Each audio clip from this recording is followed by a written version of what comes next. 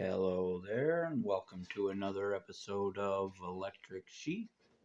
Let's get things going with Krokas. Krokas. In galaxies ruled not by laws, but by gods, war was worship, and worship was war.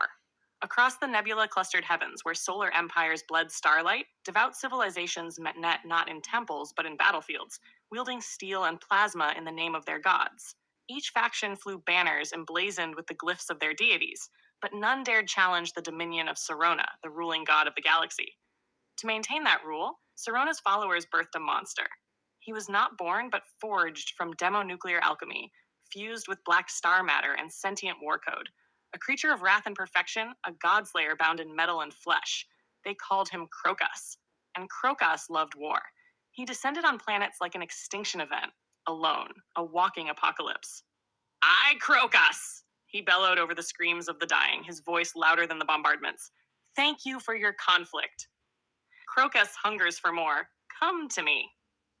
Empires crumbled. Behemoth war machines broke against his hide.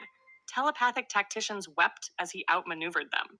Sorcerers chanted ancient death spells that fizzled against his mace. Entire legions were scattered like dust before his assault. But he spared the cowards. Those who ran or bowed or dropped their weapons, he let them live. For Krokas, war was sacred. The kill was his hymn. He had no need to punish weakness.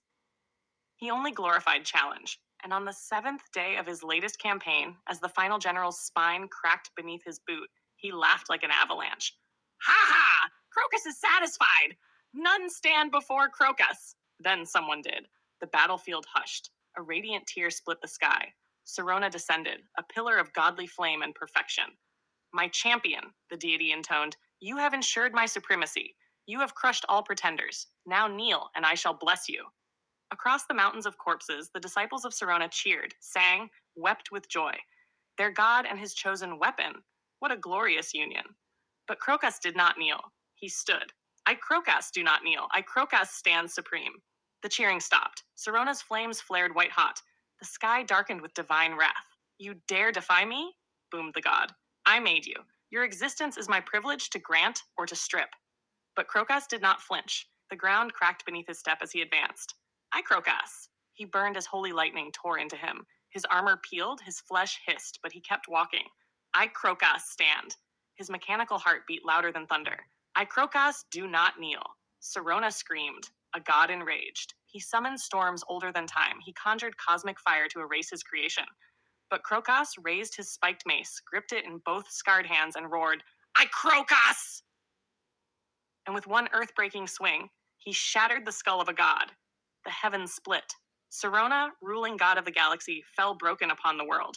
Krokas stood amidst divine blood and cosmic flame. Above him, in orbit, his creators, scientists, priests, and war masons alike, watched in stunned silence. The god they worshipped was dead. Their champion had slain their deity. A ship descended in quiet awe. When the bay doors opened, Krokas strode in, still smoldering, pointers, dragging his mace behind him like a comet's tail. The creators, half terrified, half worshipful, bowed and spoke as one. Hail Krokas! And Krokas, seated on his obsidian throne, part flesh, part metal, holy wrath, rested at last, burned, victorious, unbowed. Krokas! Well, maybe a little bit repetitive, but I enjoyed that. I did not enjoy the word worshipful. I kind of wish I had cut that out, but can't be perfect. But I hope you enjoyed that story. I wanted to have something with a little bit more action and something that you don't really have to think about all that much. It's not really like a deep moral message or anything in that story, but it's just, violent fun. And, that's what fiction is for, just a quick little escape sometimes. And so, I want to wish you all the luck in the world, and I want to remind you that I love you. Alrighty, this has been Joseph Arthur Roszell, thanking you for watching. Bye bye.